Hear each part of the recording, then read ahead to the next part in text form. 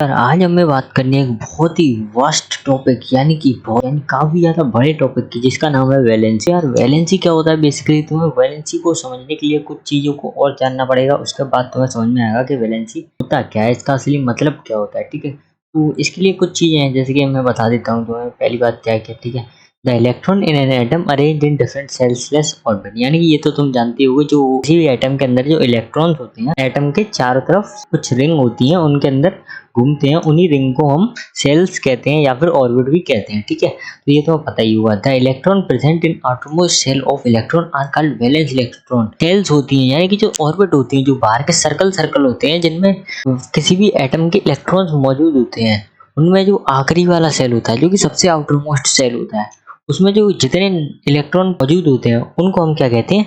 Valence electron कहते हैं। ठीक है, और उसी जो सेल होता है जो आखिरी वाला, उसको हम वैलेंस सेल भी कहते हैं। जैसे कि ये तुम मान लो किसी भी एटम की न्यूक्लियस है, ठीक है, इसके अराउंड कुछ 3-4 ऐसे सेल है। ठीक है, ऐसे करके मान लो तुम। ठीक है, ये दो मान लो, ये कुछ ऐसे ऐसे सेल होते हैं। तो इन्हीं सेलों के अंदर जो इलेक्ट्रॉन होते हैं वो कुछ ऐसे ऐसे मौजूद होते हैं सबके अंदर। तो सभी की एक लिमिट होती है। ठीक है, तो जो आखिरी सेल होता है उसकी एक लिमिट होती है, मैक्सिमम 8 सेल भरे जा सकते हैं। ये कहाँ से पता चला? तो ये मैं तुम्हें दिखा दे रहा हूँ। पीछे बोरबरी सीन में मैंने तुम्हें बताया था, यहाँ पे देखो जो लास्ट सेल, ठीक है, आउटर मोस्ट सेल, जिसको हम वैलेंस सेल भी कहते हैं, can not have more than 8 electron. ठीक है, यहाँ पे तुम्हें दिख ही रहा होगा 8 इलेक्ट्रॉन होने चाहिए आखिरी सेल में। ठीक है, तो फिर ये तो यहाँ से पता चल गया। तो देख ही लेते हैं कि जो वैलेंस इलेक्ट्रॉन, ठीक है, जो आखिरी वाले सेल में जितने भी इलेक्ट्रॉन मौजूद होंगे उनको हम कहेंगे वैलेंस इलेक्ट्रॉन। तो ये वैलेंसी क्या है, उसके लिए तुम्हें कुछ चीजें और जाननी पड़ेंगी। जो एटम होते हैं, those atom which have completely filled outermost shell are called octet.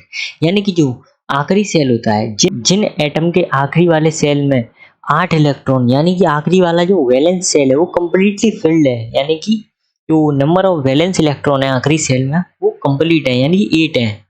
जब 8 होंगे तभी तो फिल होंगे, क्योंकि हमने बोरबरी सीन में देखा था कि सिर्फ मैक्सिमम 8 इलेक्ट्रॉन ही भरे जा सकते हैं आखिरी सेल में किसी भी एटम की। ठीक है, तो इससे हमें क्या पता चलता है कि जो आखिरी बार अगर किसी भी एटम के आखिरी सेल यानी कि वैलेंस सेल में इलेक्ट्रॉन है, यानी पूरे इलेक्ट्रॉन है जो भरे हुए हैं, यानी पूरी तरीके से वो चकाचक भरा हुआ है जो वैलेंस सेल है। ठीक है, तो फिर हम उस चीज को क्या कहेंगे? ऑक्टेट। यानी कि जो एटम है वो अपनी ऑक्टेट वाली स्टेट में है। तो ठीक है, इस चीज को हम कहते हैं ऑक्टेट। ठीक है, और जो जितने भी एटम होते हैं दुनिया में, वो सभी के सभी ऑक्टेट बनाना चाहते हैं और स्टेबल होना चाहते हैं। तो यहाँ पे स्टेबल का मतलब क्या है? तो ऑक्टेट हो जाने से किसी भी एटम के अंदर क्या चेंजेस आते हैं ये मैं बता देता हूँ। ठीक है, अगर किसी भी एटम के अंदर अगर लास्ट सेल में 8 इलेक्ट्रॉन होंगे, तो फिर वो क्या होगा? वो किसी भी दूसरे एलिमेंट या फिर दूसरे कंपाउंड के साथ में कोई भी रिएक्शन नहीं करेगा, काफी स्टेबल रहता है। यानी कि वो एक तरीके से समझ लो, किसी भी कितने भी रिएक्टिव मेटल के साथ में या फिर कितने भी रिएक्टिव एलिमेंट या फिर कंपाउंड के साथ में तुम उसे रिएक्ट करने की कोशिश करना, लेकिन वो रिएक्ट नहीं हुआ, क्योंकि उसके अंदर रिएक्टिविटी जो होती है बिल्कुल कम हो जाती है। क्योंकि उसके जो वैलेंस सेल में जो लास्ट वाले वैलेंस सेल है उसमें valence number of valence electron की संख्या हो जाती है 8। ठीक है, तो स्टेबल का मतलब समझ में आ गया होगा मैं क्या ना चाहता हूँ। तो वैलेंसी क्या होती है ये तो मैं ठीक से बता ही देता हूँ खुद खा। तो जितने भी एटम होंगे वो कंप्लीट करना चाहेंगे अपनी ऑक्टेट को, यानी आखिरी सेल में 8 इलेक्ट्रॉन करना चाहेंगे। तो करना कैसे चाहेंगे? अगर मान लो किसी के अंदर सिर्फ 8 ही इलेक्ट्रॉन है, तो पहले वाले में 2 और दूसरे वाले में 6, तो दूसरे वाले में 2 बच गए, 2 कहाँ से लेगा? तो फिर ये लोग क्या करते हैं, जो एटम क्या करते हैं, ये एक दूसरे से मांग लेते हैं, उधार मांग लेते हैं। जैसे कि तुम्हें कभी पैसे की जरूरत पड़ी तो तुम क्या करोगे? अपने दोस्त से मांग लोगे, फिर बाद में उसे दे दोगे।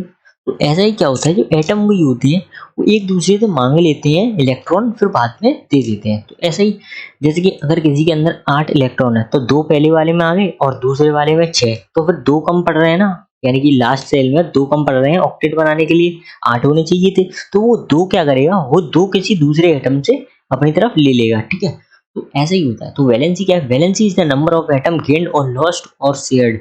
यानी कि जो वैलेंसी है वो क्या है? Valency number of atom gained या फिर लॉस्ट। यानी कि वैलेंसी किसी भी एटम के हम कैसे पता चलेंगे? अगर किसी एटम को, जैसे कि मैंने तुम्हें एग्जांपल दिया है, किसी भी एटम के अंदर अगर 8 इलेक्ट्रॉन है तो पहले वाले सेल में कितने आए? 2, और दूसरे वाले सेल में कितने आए? 6, और उसे जरूरत कितने की है? 2। तो फिर 2 इलेक्ट्रॉन जो दूसरे एटम से लेगा, तो 2 उसने लिए हैं, ठीक है, तो फिर 2 इलेक्ट्रॉन हो गए उसकी वैलेंसी। ठीक है, 2 उसकी वैलेंसी हो जाएगी। ठीक है, तो तो पीछे समझा देता हूँ। बोरॉन का केस देख लो, तो बोरॉन के केस में क्या है, के सेल में कितने हैं, 2। ये हमें नंबर ऑफ इलेक्ट्रॉन पता कैसे चलते हैं, तो बेसिकली नंबर ऑफ जो इलेक्ट्रॉन होते हैं वो नंबर ऑफ प्रोटॉन के इक्वल होते हैं, और जो नंबर ऑफ प्रोटॉन होते हैं वो एटॉमिक नंबर के इक्वल होते हैं। तो एटॉमिक नंबर सबको पता होंगे, बहुत ईजी होते हैं, ठीक है, सीक्वेंस वाइज होते हैं। तो बोरॉन के केस में क्या है, कितना एटॉमिक नंबर है, इसका एटॉमिक नंबर है 5। तो 5 इलेक्ट्रॉन ही मौजूद होंगे इसके अंदर। तो फिर पहले सेल में 2 आ जाएंगे, दूसरी सेल में 3 आ जाएंगे।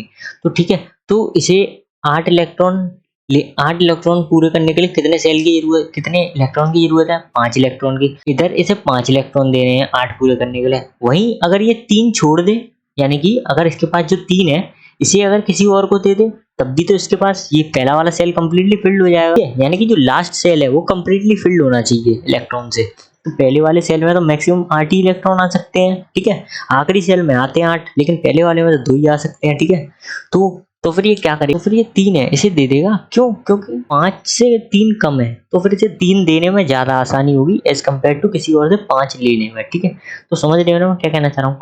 तो इसकी जो 3 दे देगा तो इसकी वैलेंसी कितनी हो जाएगी, 3, ठीक है। तो हम नाइट्रोजन, तो अब हम नाइट्रोजन वाला एग्जांपल देख लेते हैं। तो नाइट्रोजन का एटॉमिक नंबर कितना है, 7। तो फिर इसके अंदर नंबर ऑफ इलेक्ट्रॉन कितने होंगे, 7। के सेल में कितने आएंगे, 2, और एल सेल में कितने आएंगे, 5। यानी कि 2 और 5 हो गए 7। तो कुल मिला के ये 5, इसके अंदर जो वैलेंस इलेक्ट्रॉन है इसके अंदर 5 है। तो फिर ये 3 लेना इसे आसान पड़ेगा या फिर 5 देना आसान पड़ेगा, तो फिर इसे 3 लेना आसान पड़ेगा। क्यों? क्योंकि 5 में ज्यादा देने पड़ेंगे और 3 में 3 ही लेने पड़ेंगे एज कम्पेयर, ठीक है। और तुम्हें कहीं कहीं पे देखने मिलेगा जैसे कि किसी के वैलेंस सेल में 4 हुए, तो फिर वो क्या करेगा, तो फिर जैसे कि ये इस वाले केस में देखो, कार्बन वाले केस में कार्बन का वैलेंस जो एटॉमिक नंबर है 6, तो इसके अंदर जो नंबर ऑफ इलेक्ट्रॉन है वो 6 मौजूद है, ठीक है। तो जो इसके के सेल में आ जाएंगे 2 और एल सेल में आ जाएंगे 4। तो फिर जो वैलेंस इलेक्ट्रॉन हो गए इसके अंदर 4 हो गए, तो भाई इसको 4 दे चाहे 4 ले, इसकी वैलेंसी तो होगी 4, ठीक है। इसकी वैलेंसी 4 ही है, क्योंकि चाहे वो 4 दे चाहे वो 4 ले, फर्क क्या पड़ता है, चाहे माइनस हो चाहे प्लस हो, हमें क्या फर्क पड़ता है, हमें तो नंबर से मतलब है, ठीक है। वैलेंसी हमेशा सिंपल डिजिट में आएगी, यानी कि होल नंबर में आएगी, ठीक है। नेगेटिव पॉजिटिव में, ठीक है, नहीं आएगी। हमेशा वैलेंसी चाहे इलेक्ट्रॉन ले रहा हो चाहे दे रहा हो, वैलेंसी हमेशा सिंपल तरीके से इसी तरीके से लिखी जाएगी, कोई प्लस माइनस का साइन नहीं लिखा जाएगा। तो इस वाले केस में ये 3 इलेक्ट्रॉन ले लेगा और इसकी वैलेंसी कितनी हो जाएगी, 3। तो ठीक है, तो आई होप तो समझ में आ रहा होगा। चलो बड़े वाले का एग्जांपल ले लेते हैं, जैसे मैग्नीज है, इसका एटॉमिक नंबर 12 है, तो इसके अंदर 12 इलेक्ट्रॉन होंगे। तो पहले में 2 और दूसरे में 8, 2 8 10 और ये 2 12, ठीक है। तो अब ये क्या करेगा, 6 इलेक्ट्रॉन किसी से उधार मांगेगा या फिर 2 किसी और को दे देगा। 6 इलेक्ट्रॉन उधार मांगेगा तो यार ज्यादा हो जाएगा, क्यों? क्योंकि वो 4 से ज्यादा है। अगर 4 से कम होते, जैसे 4 से कम इलेक्ट्रॉन की जरूरत होती तो ये मांग लेता, या फिर 4 की जरूरत होती तब भी मांग लेता। लेकिन 4 से बहुत ज्यादा यानी कि 6 इलेक्ट्रॉन की जरूरत है, तो 6 इलेक्ट्रॉन नहीं मांगेगा। 6 इलेक्ट्रॉन मांगने की जगह ये 2 दे देगा।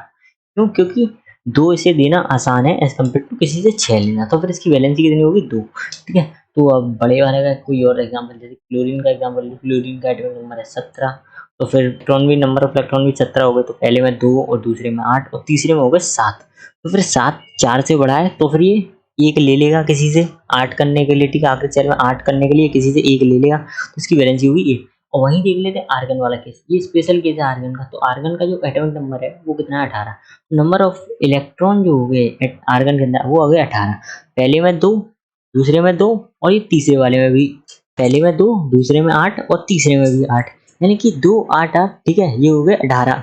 तो आखिरी पहले सेल में भी फिल है, दूसरा भी फिल, तीसरा भी फिल, ठीक है। तीसरा सेल पूरी तरीके से फिल है, तो फिर इसको ना तो किसी को देने की जरूरत है ना तो लेने की, ठीक है। तो इसकी वैलेंसी क्या हो जाएगी इस केस में, 0। तो ये आर्गन का एक स्पेशल केस है, ठीक है, याद रखना, नोट पॉइंट बना लेना, तो ठीक है यार। तो ये लेक्चर और ये चैप्टर यही तो होता है समाप्त। तो तब तक के लिए गुड बाय, टेक केयर। तब तक के लिए पढ़ते रहो, केयर मचाते रहो, धुआं धुआं कर दो।